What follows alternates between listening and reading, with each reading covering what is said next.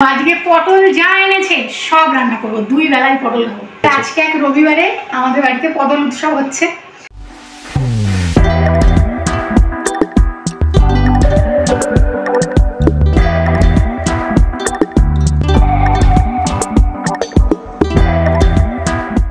আমি সেই পুরাতন রান্নাটা দিয়েই একটু নতুনত্ব করে থালাটা সাজানোর চেষ্টা করলাম অন্যান্যগুলো জিনিসগুলো দিয়ে।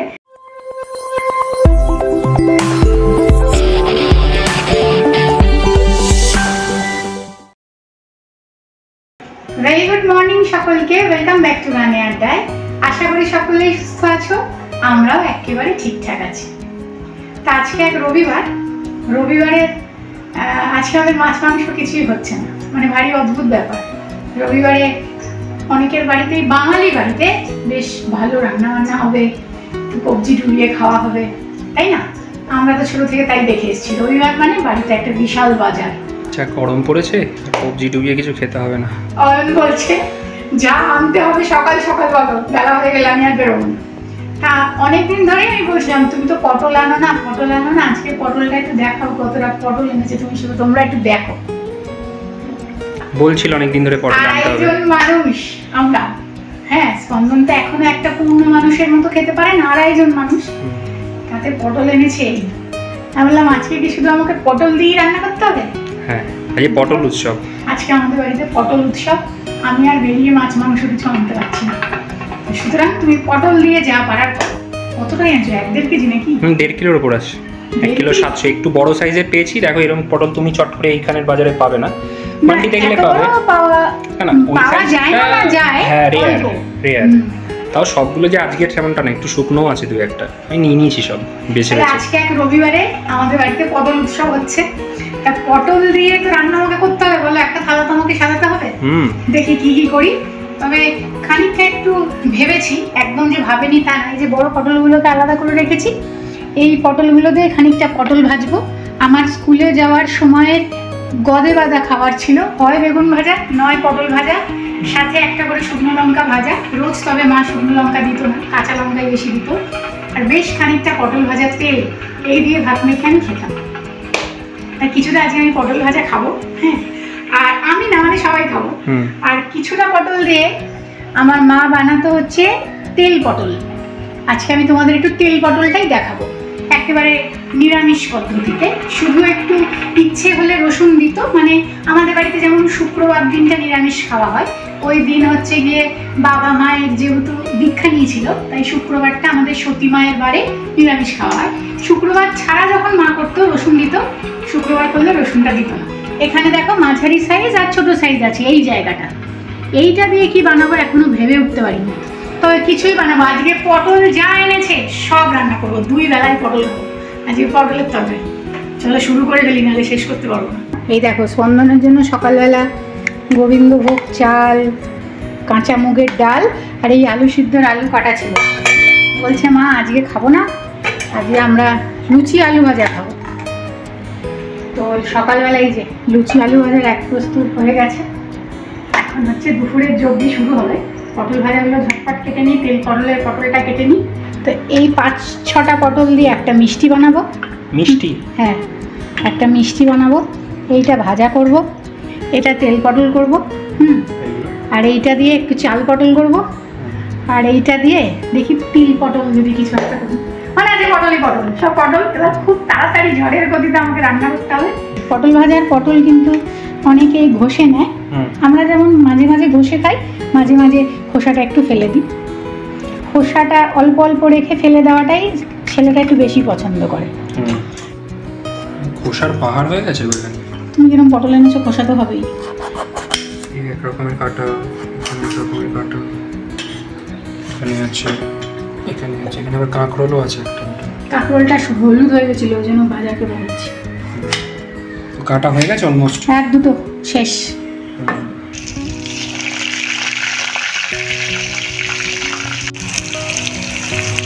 এদিকে পটল ভাজা হতে হতে আমি এই পাশে না, এই যে সকালবেলায় আলু সিদ্ধর আলু কেটে রেখেছিলাম ছেলের জন্য, ও তো খাইনি, এর মধ্যে কটা পটল দিয়ে চাল পটলটা এই পাশে করে দিই। আবার এই কড়াই দেখাতেই হবে না, এই কড়াইটা বেশি রান্নার দিন আমার একটু লাগে। কারণ 2-3টে কড়াই একবারে যখন চাপাতে হয় এটা তখন লাগে। এটা কি চাল পটল হচ্ছে? হ্যাঁ, এটা চাল পটল হচ্ছে। এদিকে আলু পটল ভাজছো, এটা মেশাবে এর মধ্যে? হ্যাঁ হ্যাঁ হ্যাঁ, দুটো কড়াইতে করলে তাড়াতাড়ি হয়ে যাবে না। ভালো করে এদিকে আলু পটল ভেজে নিয়েছি, ওদিকে চালটাও আমার মশলা দিয়ে ভাজা হয়ে গেছে। মিক্সিং হয়ে যায় নাকি? হ্যাঁ, এটাতে কিন্তু আলু দেয় না, একটু বেশি পটল দিলেও হয়, কিন্তু এত পটলের পর আজকে আমাদের, আর আমার এখানে কুলোলো না। এবারে তেল পটলের পালা। তো পটলটাকে আমি প্রথমে এইভাবে কেটে নিয়েছি, দুদিক দিয়ে এরমভাবে চেরা আছে। হ্যাঁ, এটা কিন্তু সর্ষের তেলেই রান্নাটা ভালো হয়, তবে আমার যেহেতু এখানে অনেকটা তেল এখন রয়েছে, আমি এই তেলেই ভেজে নিচ্ছি। আর গ্রেভিটা আমি সর্ষের তেলে করবো। আচ্ছা, ওটা সাদা তেল? এটা সাদা তেল। হ্যাঁ, চল পটলগুলো আগে ভালো করে একটু ভেজে নিই।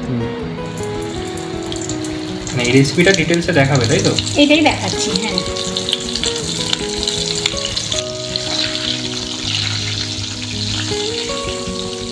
পটলগুলোতে কিন্তু একটু নুন দিয়েছিলাম। হ্যাঁ, অন ছিল না তখন, ক্যামেরাটা আর অন করা হয়নি, শুধু নুন দিয়েই ভেজে নিচ্ছি।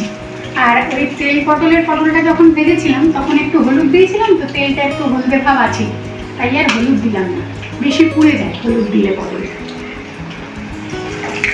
এটা নুন দিয়ে মশলা ভাজা আছে।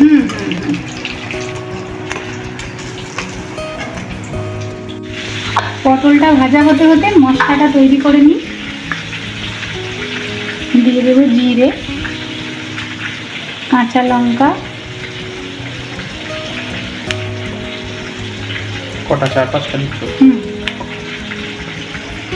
4টে দিলাম। একটু রসুন 4-5 কোয়া, আর আদা। এটার এবারে একটা মশলা তৈরি করে নেবো। হ্যাঁ, প্রথমে একটু এমনি ঘুরিয়ে দাও, তারপরে জল দেবো। আদা, জিরে, কাঁচা লঙ্কাটা বাটা হয়ে গেছে। এইবারে এই গরম জলটার মধ্যে একটু গুঁড়ো মশলাগুলো গুলে রাখবো। লবণ, হলুদ, কাশ্মীরি লঙ্কার গুঁড়ো, ঝাল লঙ্কার গুঁড়ো আর দিলাম না, যেহেতু এখানে অনেকগুলো কাঁচা লঙ্কা আছে। ধনে গুঁড়ো,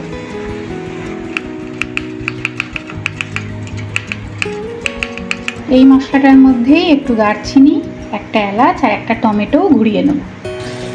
এই যে গ্রেভিটা করব, দিয়ে দিচ্ছি সর্ষের তেল। তোমরা চাইলে এতে শুকনো লঙ্কা আর জিরে ফোড়ন দিতে পারো, তবে আমি আজকে কিছু ফোড়ন দিচ্ছি না। এই মশলাটা দিয়ে দেবো।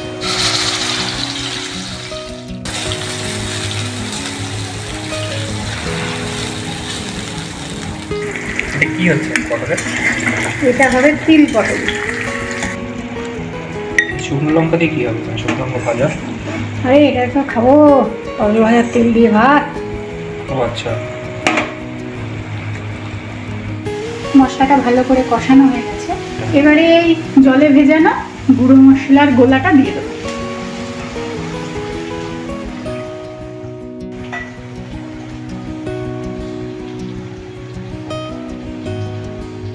মশলাটা আস্তে আস্তে সুন্দর করে তেল ছাড়বে, এই পর্যায়ে না আমি পটলগুলো দিয়ে দেবো।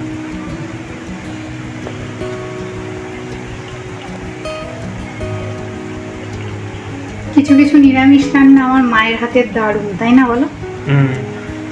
আমার মা যেমন নিরামিষ রান্না বলো বা আমিষ রান্না বলো, মা ঝোলটা খুব ভালো পারে। এটা দিয়ে কি হবে? মিষ্টি। ও আচ্ছা, কি দানাগুলো বের করে রাখছো? এবার মিষ্টিটা বানাই। পটলের দানাগুলো বার করে নিয়েছি, মানে একটু জল দিয়েছি, সবুজ ফুড কালার, চিনি দিচ্ছি না, দিচ্ছি মিশ্রি।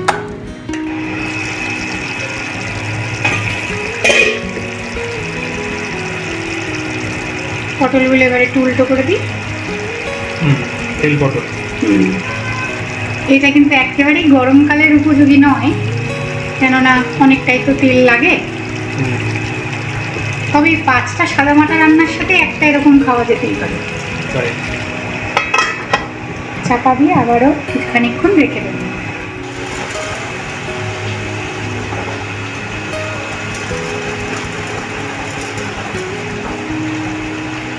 ভাত, পোলাও, ফ্রাইড রাইস, যে কোনো জিনিসের সাথেই কিন্তু ভালো লাগবে। লুচি পরোটার সাথেও ভালো লাগবে, তবে লুচি পরোটার সাথে দই পটলটা বেশি ভালো লাগে, তাই না বলো?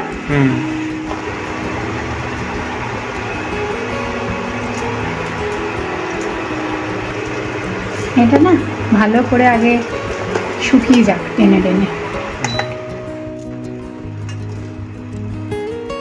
খুব ভালো করে তেলটা ছেড়ে দিয়েছে। এবারে দিয়ে দেবো একটু চিনি। নিরামিষ রান্নায় কিন্তু আমরা একটু চিনি খাই, তোমরা চাইলে নাও দিতে পারো। একটু গরম মশলা, ঘি, তেল পটল কিন্তু একেবারে রেডি। তোমরা চাইলে একটু কাসুরি মেথিও দিতে পারো, তবে মা তো দিত না, আমি দিচ্ছি না ওই জন্য। এবারে গ্যাস বন্ধ করে দিয়ে 10 মিনিট চাপা দিয়ে রেখে দেবো।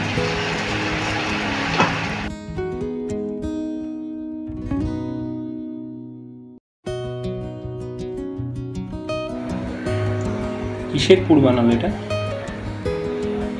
এটা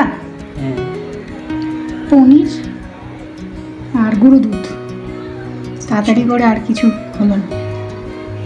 পনির আর গুঁড়ো দুধ দিয়ে এই পুরটা বানাচ্ছ, এর মধ্যে দিয়ে দিচ্ছ।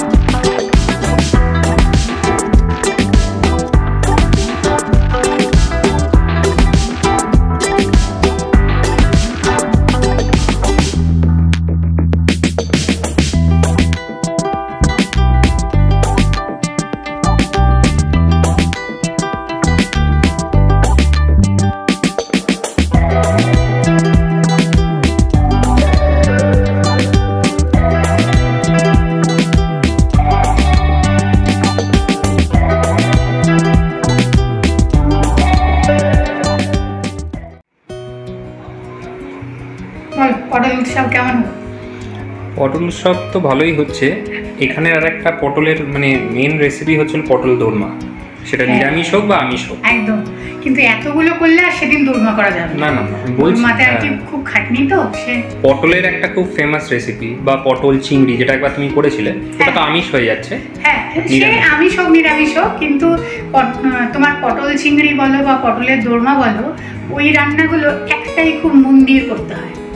এতগুলোর সাথে জোড়া দাপিয়ে দিয়ে ওই রান্না হবে না, তাহলে রাতে গিয়ে দুপুরের খাওয়া খেতে হবে ঠিকঠাক করে করতে গেলে, তাই না? তা আজকে আমি পটলের মিষ্টিটা বেশ ভালো লাগছে শেষে এসে যখন ফিনিশিং করলে, ভালো লাগে। এটা কিন্তু গুড় ওপরে, হ্যাঁ, আর ওইটা মানে পনির গার্নিশ করে দিয়েছো তাই তো? একটু পনির গ্রেট করে দিয়েছি, আর এখানে হচ্ছে চাল পটল, আর এটা তিল দিয়ে পটল দিয়ে একটু ভাজা ভাজা মতো করেছি। এটা পোস্ত দিলেও খুব ভালো হয়, তো পোস্ত ছিল না, আর তো পটল ভাজা কাকল ভাজা, এখানে ভাজার তেল দেওয়া আছে।